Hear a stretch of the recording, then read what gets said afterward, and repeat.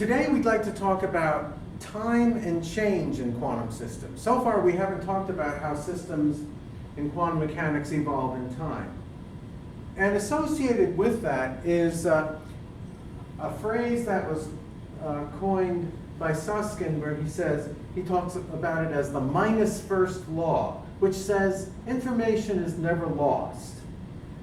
What that means is if two identical isolated systems start out in different states, they're going to remain in different states for all time. By the same token, if you have two identical systems that start out in the same state, no matter what, in time they're going to remain in the same state, and they always were even before you started making your measurements. So the histories and the futures must be identical. This is what we call unitarity.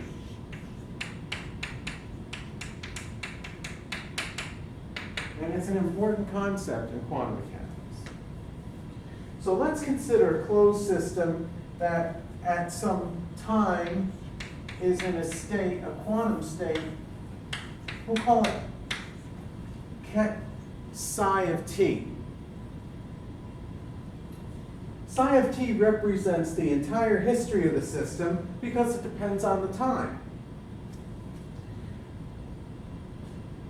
The state of the system at some time is given by some operation acting on the time at t equals 0. So in other words, we can write psi of t as whatever it was at t equals 0 times an operator we call u of t, which is what we call the time development operator.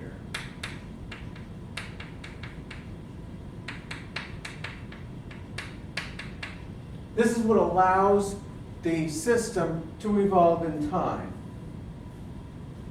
U of t allows a state vector to evolve in a deterministic manner. That doesn't mean that we lose all of the probabilistic nature of quantum mechanics, not at all. Just because you know how a state evolves doesn't mean you know what the outcome of a particular experiment or measurement is going to be.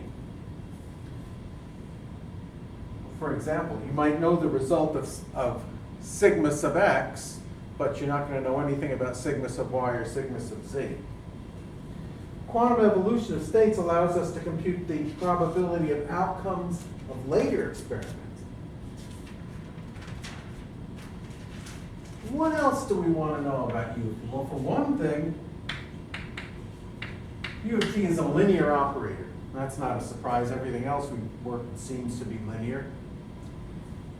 And it must also obey the conservation of distinctions, or the minus first law, in this way. Two states are distinguishable if they're orthogonal. Two different basic vectors represent two distinguishable states. So in other words, suppose I have the following. Psi of 0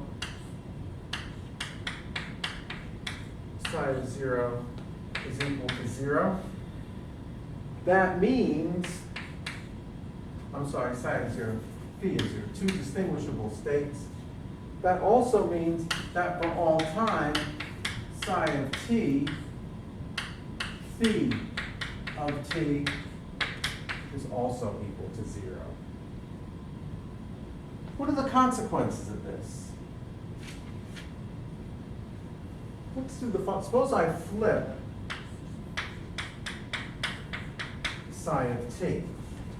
I can write that as psi of 0 bra times u dagger of t.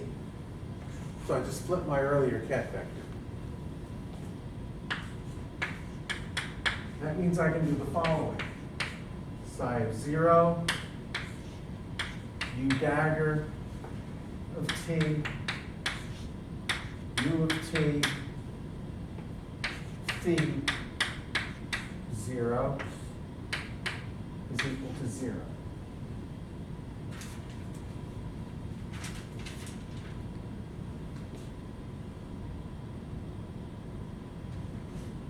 Now suppose we have an orthonormal basis of vectors. So suppose we have vectors I and j such that they're orthonormal, orthogonal, more precisely.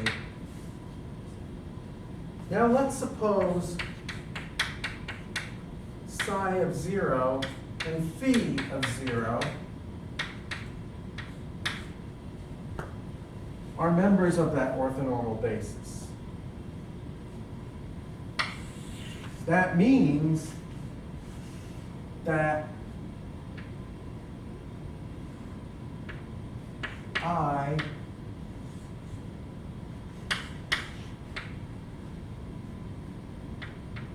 u dagger of 0, I'm sorry, of t, u of t,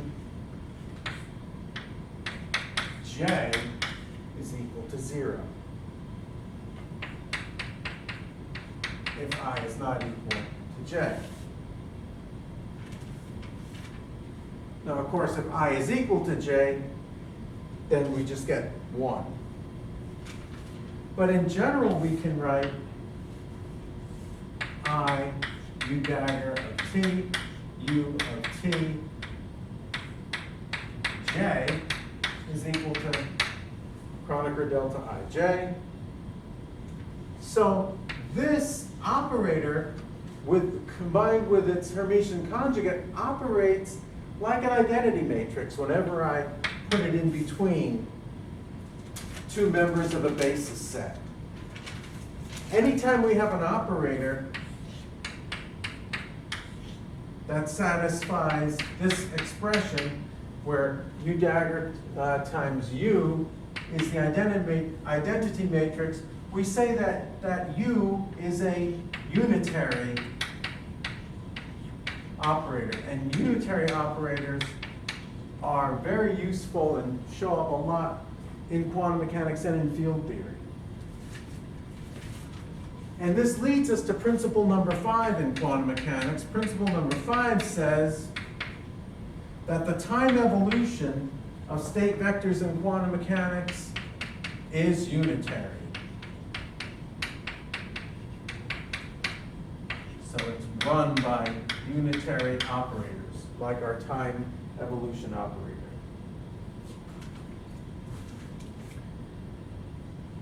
I'm going to develop something else that you might remember from statistical mechanics or maybe classical mechanics, the notion of the Hamiltonian. I want to develop that using the time development operator.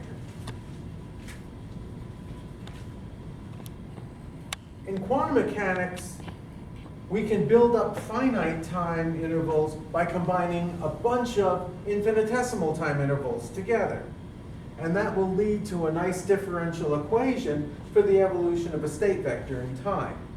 So we're going to replace our time interval t, which is sort of macroscopic, by a time interval epsilon, which is very, very, very small. And we're going to look at how the time development operator works under those circumstances.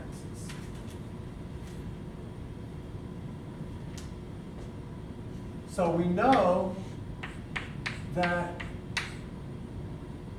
u dagger of E, u of E is going to be unitary, so the product of the two will give us the identity matrix. And we also know that the state vector is going to change smoothly. That being the case, if E were equal to 0, then we would know immediately that we could write my unitary operator, my time evolution operator, as just the identity matrix.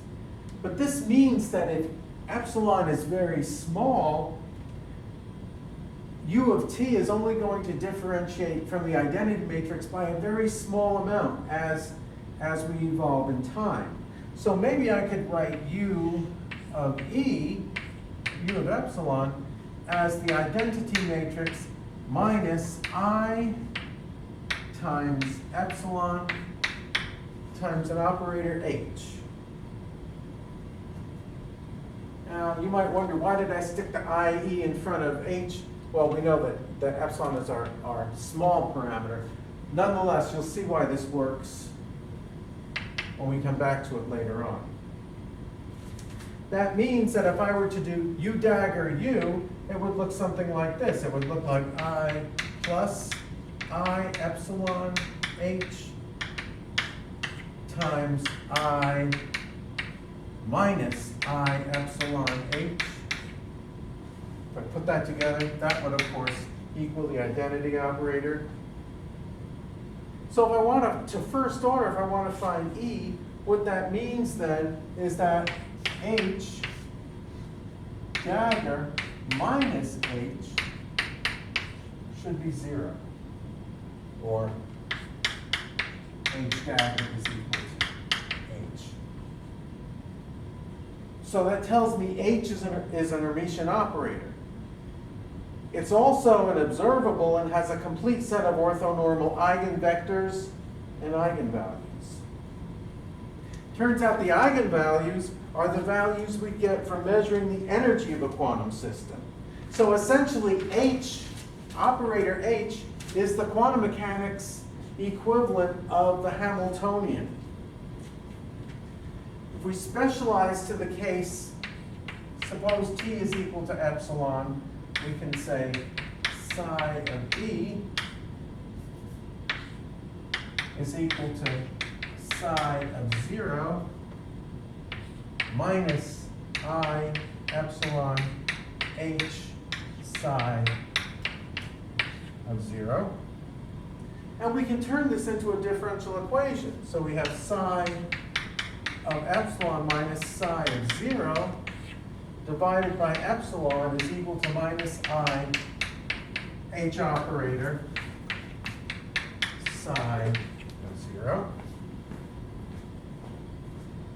If we take the limit as epsilon approaches 0, so we'll go up here, take limit as epsilon approaches 0, what do we get?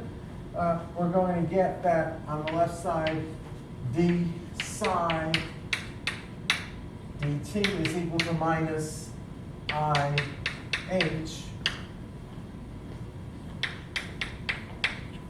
times psi. Separate variables, and I get d psi dt equals minus I H psi, which I'm going to call, before I separate variables, this is what we call the generalized Schrodinger equation. Remember, in the first lecture we talked about, or the second lecture we talked about a plausibility argument for such an equation. We're approaching it from a completely different perspective in this case, and you're going to see that it will turn out to be very much the same over time as what we did before. Now, one problem with this generalized Schrodinger equation is dimensionally, the two sides are not the same. To make the dimensions work, what we have to do is we have to multiply the left side by h bar, by a unit of angular momentum, or joule seconds. If we do that, that makes both the dimensions of both sides of the equation become equal, and of course that is what we call the Schrodinger equation. And so we can write that in this way. If I put my h bar, I'll put it over here. This is what we call the Schrodinger time-dependent equation. Time-dependent equation. And of course, we will use this extensively in this course. It is a non-relativistic description for quantum mechanics. Well, now let's make some connections to classical mechanics. Aside from the Hamiltonian, how does all of this connect with what we might know from before? One way to find out is how do expectation values change in time? So suppose I have some observable, L, and I'm wondering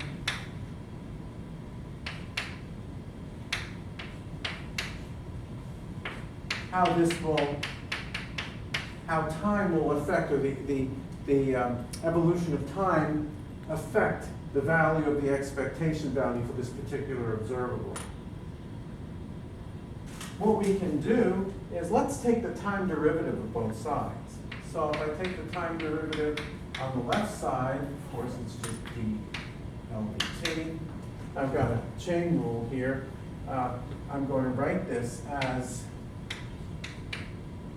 psi dot of t L psi of t plus psi of t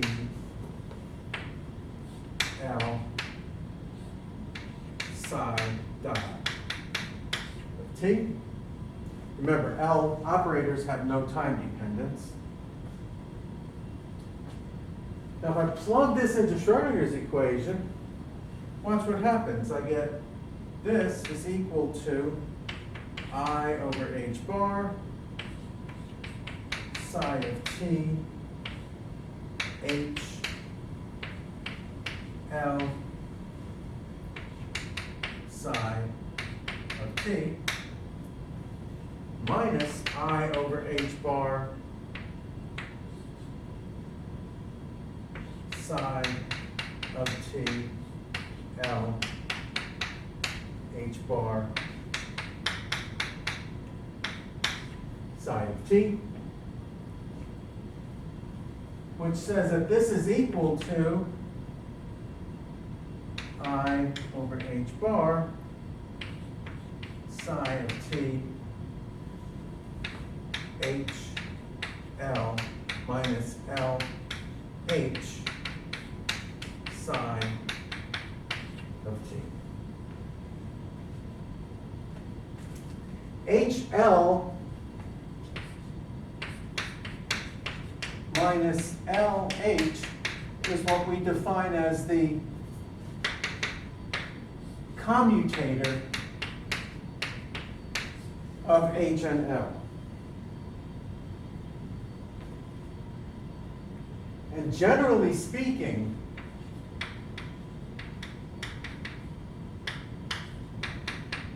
HL is not equal to LH for any pair of operators, which says that in general, d dt of L is equal to I over h bar h L. So the expectation value, the time derivative of the expectation value is equal to I over h bar times the commutator of the Hamiltonian with that operator in question.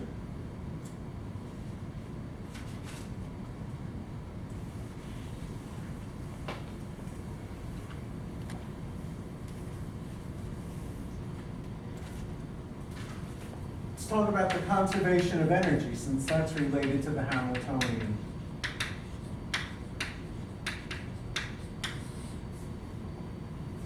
For a quantity to be conserved, it must commute with the Hamiltonian. That means if I have some operator Q, in order for it to be conserved, the commutator must be 0. And by the way, if this is true, any power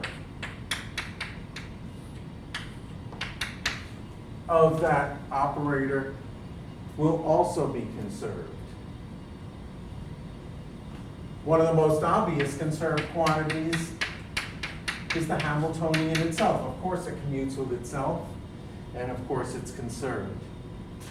And of course, we use the Hamiltonian as a definition of the energy of a system.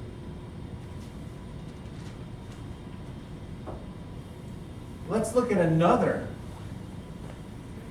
operator. Let's look at the spin again. Let's look at the spin, though, in a magnetic field. So spin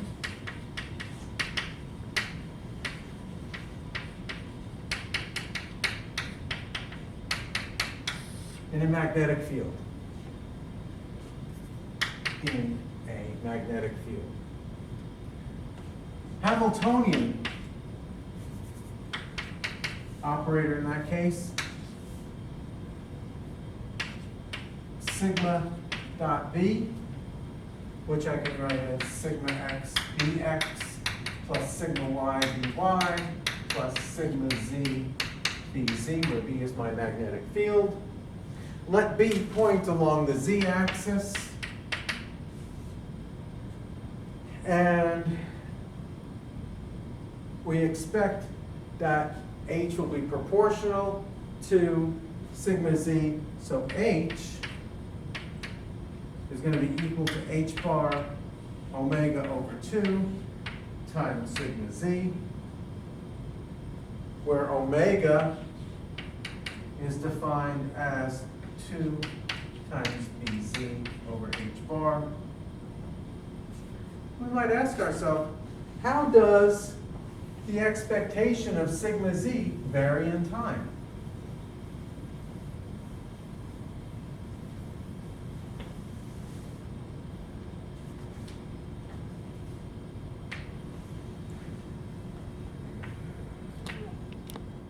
Well, we can write sigma x dot as minus I over h bar sigma x dot sigma x hat h hat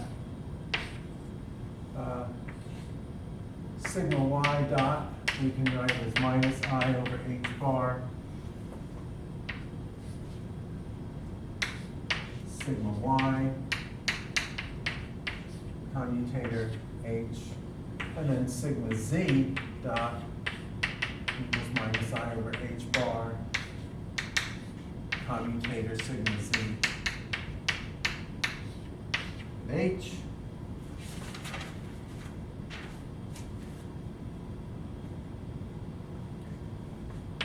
This is going to be equal to minus I omega over 2 sigma x h, which is equal to minus omega sigma y. This is equal to minus I omega over 2 sigma y h, which is equal to plus omega sigma x,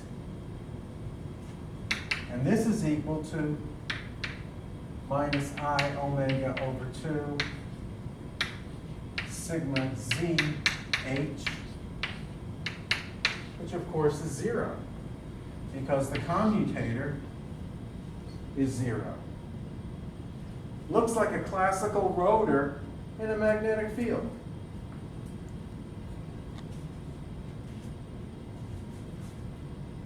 Interesting the way that works.